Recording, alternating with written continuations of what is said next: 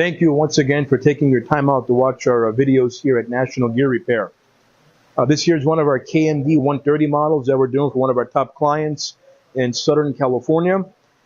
This box came in with some broken gearing and a couple of bad tandem thrust bearings. National Gear Repair did a full disassemble.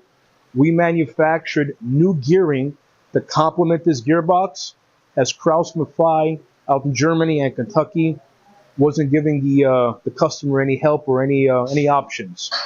So the customer decided to contact us, and we manufactured the necessary gearing and the inner components needed to get this box back up to standard specs. So this box here, like I said, new bearings, new seals, OEM parts. All the tandem thrust bearing floats and preloads are being set to OEM specs. New gear manufacturing that was done. And we want to talk about the horizontal box here. This here has been totally rebuilt. We are manufacturing a new plexiglass that goes on top of this.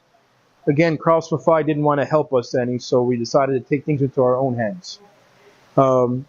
National Gear Repair now has 3 strategically placed repair facilities in the United States.